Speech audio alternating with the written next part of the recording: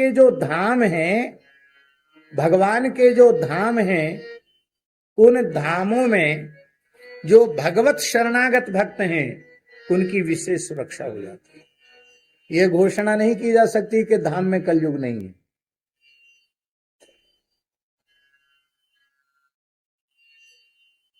श्री स्वामी भगवत रसिक देव जी ने अपनी वाणी में कहा, जेतिक हरि के धाम तह, जेतिक हरि के धाम तह काम क्रोध क्रीड़ा करें। लगभग 400 वर्ष पहले की वाणी है ये। जेतिक हरि के धाम तह काम क्रोध क्रीड़ा करें, भगवत या कलिकाल में रसिक संत कैसे तरें।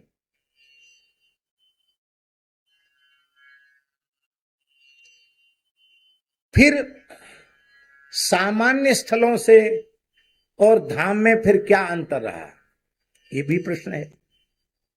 उसका अर्थ यह है कि धाम से इतर जो भूमि है वहां कलयुग का अत्यधिक प्रभाव है, और यहां भगवान की कृपा कवच में, भगवान के भू वैकुंठ में भजन करने वाले, सत्संग करने वाले जो प्रपत्ति परायण भगवान के भक्त हैं, वे भगवान की कृपा के कवच में सुरक्षित हैं। उनके लिए कलयुग नहीं है। जो धाम में रहकर धाम की मर्यादा से नहीं रहते हैं उनके लिए कलयुग है। जो धाम में धाम की मर्यादा से रहते हैं उनके लिए कलयुग नहीं। आप लोग अन्यथा नहीं मानना है। भले ही कोई गीता भवन में ही रहता हो और लंबे समय से रहता हो, लेकिन यदि धाम में जिस मर्यादा से रहना चाहिए उस मर्यादा से यदि वो यहां रहकर भी नहीं रहता है तो क्या उसके लिए कलयुग प्रभावी नहीं होगा?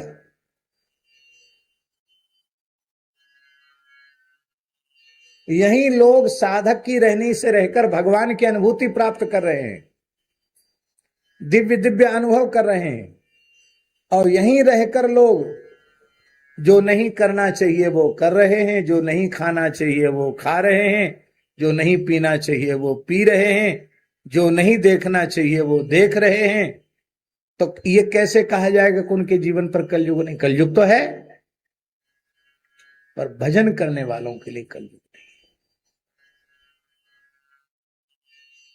अब एक और बात हम आपको कह रहे हैं, सभी प्राणियों की यह सुविधा नहीं बन सकती है, क्योंकि सब जीवों के प्रारब्ध भोग अलग अलग है। आप सबको यहां बसा सकते हैं क्या?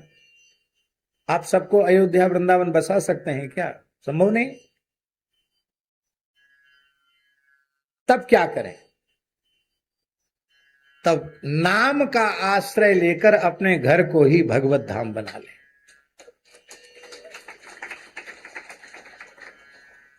अपने घर में ठाकुर जी पधरा दें, आपका घर ही वैकुंठ हो गया, आपका घर ही गोलोक हो गया, आपका घर ही साकेत हो गया।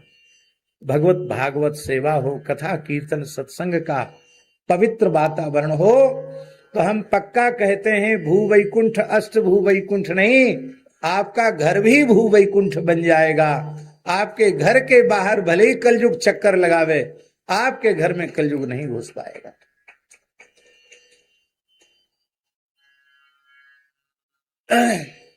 हमारे पूज्य गुरुदेव पहाड़ी बाबा महाराज के एक सिद्ध गुरु जी थे, उनका नाम था परमहंस स्वामी श्री रामानुजदास जी। बहुत अच्छे संत थे, त्यागी तपस्वी संत थे, तपसी जी की छावनी के शिष्य थे, रामानंद संप्रदाय के त्रिकालदर्शी सिद्ध पुरुष थे, अद्भुत महापुरुष थे। उनके जीवन के बड़े बड़े विचित्र प्रसंग हैं।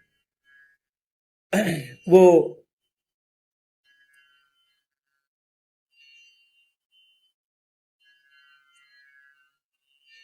मिथिला में बिहार में जहां गंगा जी बहती हैं उस क्षेत्र में वो थे। लोगों ने फूस का झोपड़ा बना दिया था, अनेक साधक उनके निकट रहकर साधन करते थे। एक दिन उन्होंने अपने शिष्यों को बुलाया, साधकों को बुलाया, और ध्यान से सुने।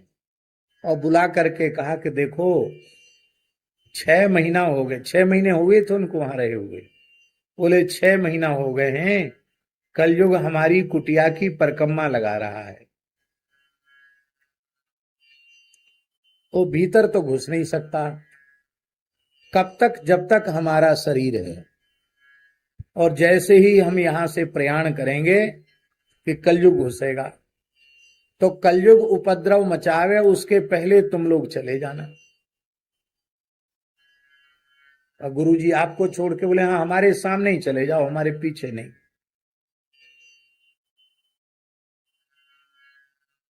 हट करके सबको हटा दिया उन्होंने अपने सामने। और बोले हम भी नहीं रहेंगे, हम भी जा रहे हैं यहां से। और क्या किया? एक भगत था, उससे बोले केरोसिन का तेल ले आओ। वो तेल ले आया। उसको क्या पता बाबा जी किस लिए तेल मंगा रहे हैं। तेल लाए, रखते तो कुछ थे नहीं, फूस का छप्पर था। तखत को पत्थर पटक पटक के तोड़ दिया चौकी पे जिस पे उनका आसन था, और वहीं अपना कमंडल धर दिया। कपड़ा लत्ता जो कुछ बहुत कम सामान था, अपना वस्त्र भी लंगोटी अचला सब वहीं रख दिया। और झोपड़ी पे के डाल के तेल लगा दिया। बोले होली है, होली है, होली है, चले। लोगों ने कहा महाराज इसको जला क्यों दिया? बोले इस कुटिया के पीछे भी लोग झगड़ा करते, यहां हमारे महाराज जी रहे थे। महाराज जी ने तो जीवन में 1 इंच भूमि कहीं नहीं खरीदी है। कलयुग माने लड़ाई झगड़ा, इसको लेकर कुछ न कुछ लड़ाई झगड़े शुरू हो जाएंगे। अभी तक तो जिस व्यक्ति का खेत है वो कुछ नहीं बोल रहा है। जैसे ही कोई कहेगा हमारे गुरु महाराज ने यहाँ तपस्या किया, भजन किया, हम भी यहाँ रहेंगे, वहीं झगड़ा शुरू हो जाएगा।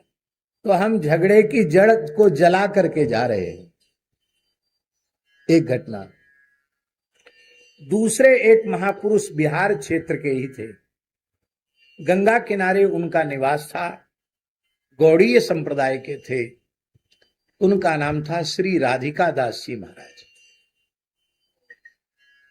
भगवत प्राप्त उच्च कोटि के महापुरुष थे। हमने उनके शिष्यों का दर्शन किया है और श्री राधिका दास जी की चित्र छवि का हमने दर्शन किया है। ऐसी अद्भुत रहनी थी। बहुत ध्यान से सुने। भजन के मार्ग में लगे हुए लोगों को सुनने की बहुत सावधानी से आवश्यकता है। अपने संपूर्ण जीवन में रुपए का स्पर्श नहीं किया, धन और स्त्री का स्पर्श ही नहीं किया। संग्रह परिग्रह के नाम पर कुछ नहीं रखते थे अपने पास। दीपक उतनी देर के लिए जलता था भगवान के सामने, चित्रपट के सामने। वो बत्ती में जितना घी लगा उतनी देर जल गया, बस खत्म।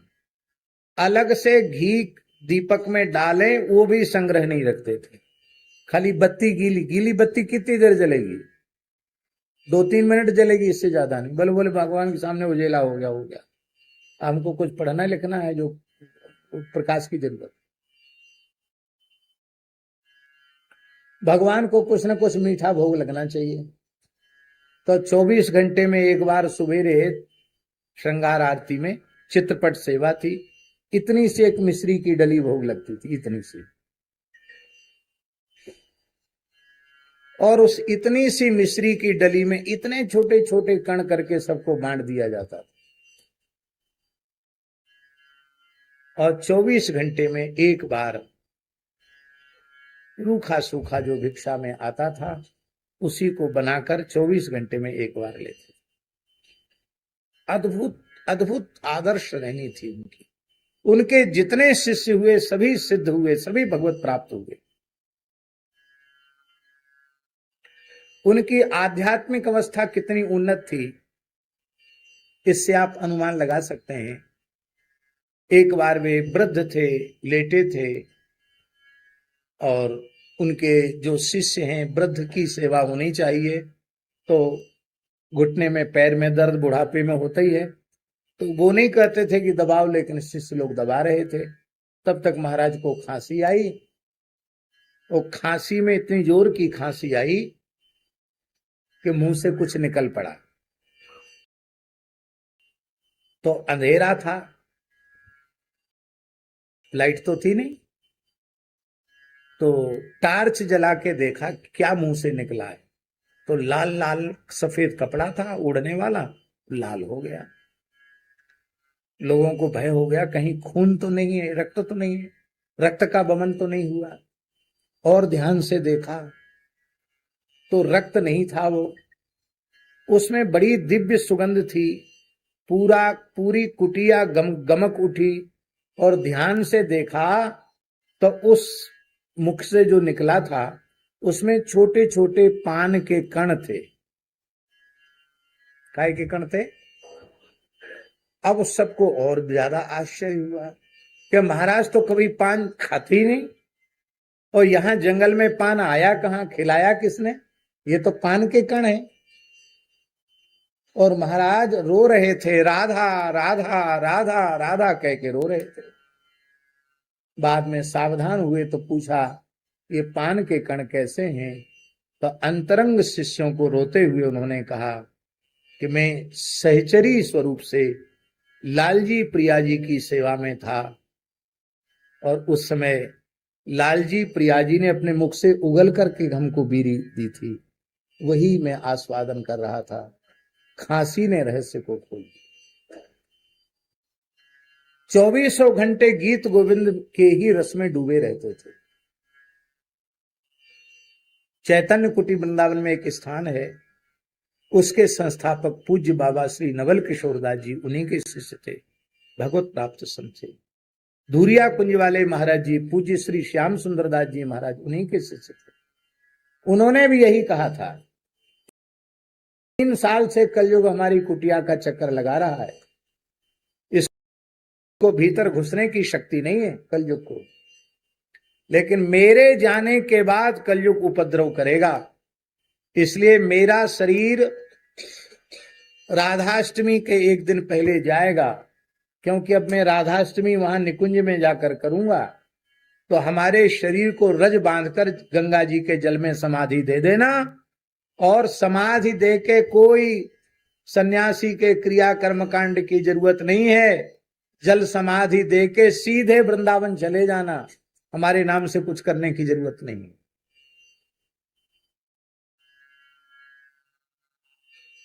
सब चले गए। एक निष्ठावान थे, वो कहते हम तो नहीं जाएंगे, जहां गुरुजी ने बरसों तक भजन किया हम जगह को छोड़ के नहीं जाएंगे। सो कुछ दिन बाद खेत वाले से उनका झगड़ा हुआ और उनका विचारों का माथा फूटा। माथा फोड़ के तब उन्हें वृंदावन आना पड़ा।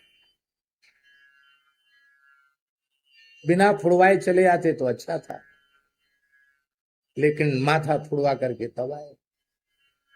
इसका तात्पर्य है ईमानदारी से भजन सत्संग कथा कीर्तन किसी मठ में, मंदिर में, आश्रम में,